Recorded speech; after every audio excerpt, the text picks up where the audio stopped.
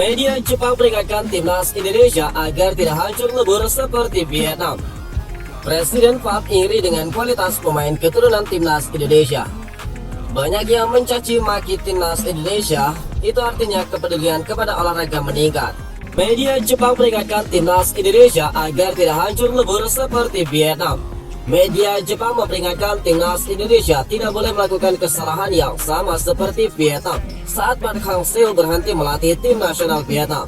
Timnas Vietnam menikmati sejumlah prestasi luar biasa saat Park Hang-seo masih melatih pada periode 2017 sampai 2023. Park Hang-seo membawa Vietnam menjadi runner-up Piala Asia U23 pada 2018, juara Piala AFF 2018 dan medali emas SEA Games 2019. Namun prestasi di Golden Star Warriors langsung menukik tajam selepas Park Hang-seo memutuskan pensiun pada awal 2023.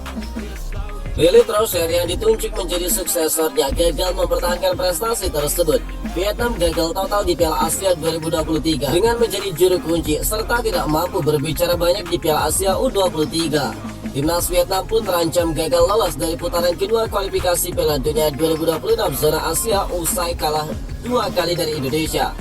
Bulan madu Vietnam bersama Park Hang-seo pun turut dirasakan oleh timnas Indonesia bersama Sintayong. Sejak melatih timnas Indonesia pada akhir 2019, Sintayong sukses menghadirkan sejumlah prestasi membanggakan. Timnas Indonesia dia bawa terbang tinggi dengan lolos ke 16 besar Piala Asia 2023 untuk pertama kalinya dalam sejarah. Di Piala Asia U23, Sintayong lagi-lagi menghadirkan prestasi luar biasa dengan menempati urutan keempat. Hal yang paling fenomenal adalah dengan menaikkan ranking FIFA Indonesia dari 175 ke 134 pada Maret 2024. Meski demikian, media Jepang Nikkei Asia memperingatkan PSSI harus memanfaatkan momentum ini. Kesuksesan tim nasional seperti yang dinikmati Indonesia dapat membuat perbedaan jika administrator dan juga ofisial dapat memanfaatkan kegembiraan tersebut untuk meningkatkan pendapatan penyiaran dan komersial, serta berinvestasi di tingkat akar rumput, tulis dari Nikkei Asia. Menurut mereka, hal yang membuat Vietnam terpuruk adalah pengurus sepak bolanya gagal memanfaatkan momentum tersebut.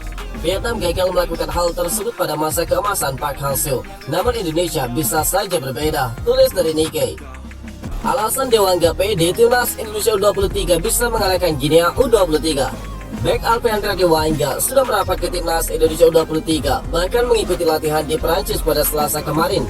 Dewangga merupakan pemain yang menyusul dipanggil oleh Sintayong. Dia dipanggil setelah Justin Hubner berpotensi tidak bisa diturunkan melawan Guinea di playoff Olimpiade Paris. Justin Hubner sudah kembali ke klubnya setelah Piala Asia U23. Dewangga berusaha untuk beradaptasi dengan cepat, baik itu terkait dengan materi latihan maupun kondisi cuaca di Paris yang cukup dingin.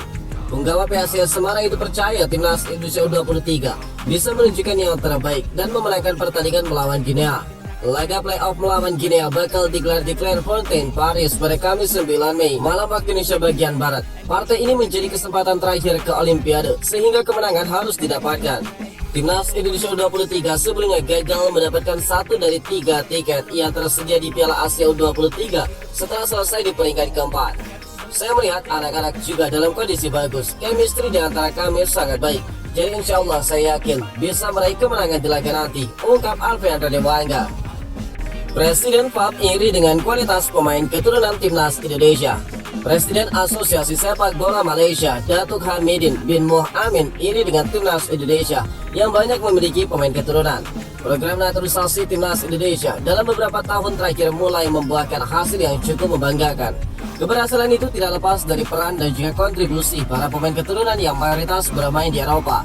Banyaknya pemain keturunan di timnas Indonesia dengan kualitas yang luar biasa membuat Presiden FAM Datuk Hamidin iri.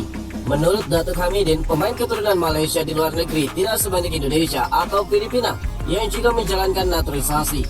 Menurutnya, pemain-pemain keturunan Indonesia dan Filipina bukan hanya banyak secara jumlah, tetapi juga soal kualitas yang mereka miliki.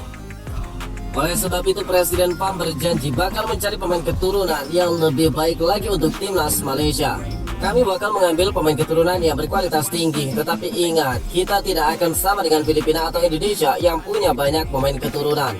Mereka punya banyak pemain keturunan baik kualitas dan juga kuantitas, sementara kita ini sangat-sangat terbatas, ujar dari Datuk Hamidin. Banyak yang mencaci maki timnas Indonesia, itu artinya kepedulian kepada olahraga meningkat. Menteri Pemuda dan Olahraga Dito Aritejo mengungkapkan harapannya agar dukungan kuat dari publik terhadap skuad timnas Indonesia U23 dapat bertahan dan berubah menjadi lebih konstruktif. Dito merespon berbagai jenis kritik yang dialamatkan oleh pengguna internet terhadap penampilan anggota timnas U23 dengan menyatakan keyakinannya bahwa pandangan masyarakat bakal mengalami perubahan. Dito menjelaskan bahwanya tingginya volume komentar di media sosial adalah tanda dari meningkatnya minat yang meskipun berkonotasi negatif saat ini perlu diperhatikan.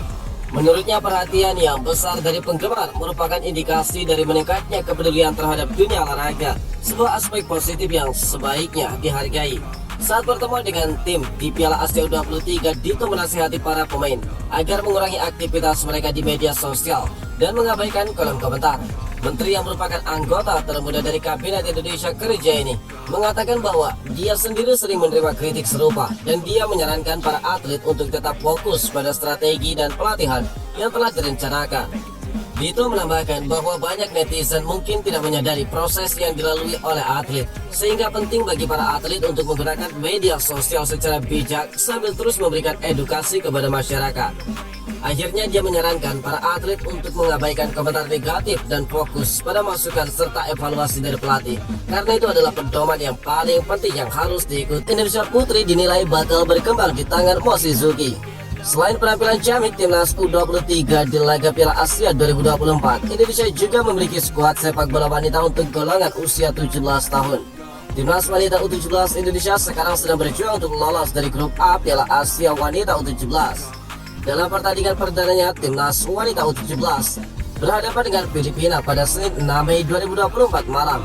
Sayang dalam laga di Stadion Kapten Iwayan Dipta Gianyar Bali itu, timnas wanita U17 Indonesia harus menahan kekalahan dengan skor telak 1-6 dari Filipina. Namun pelatih tim nasional putri Jepang U17 Sadayoshi Shirai menilai sepak bola putri Indonesia bakal berkembang di tangan seniornya Satoru Mochizuki.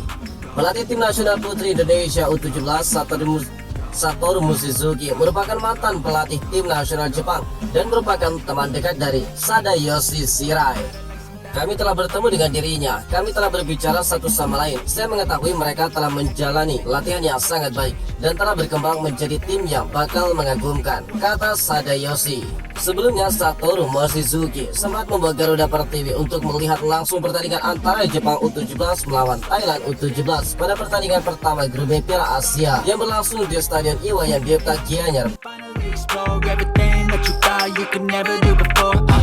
Even when you feel low, you can still go.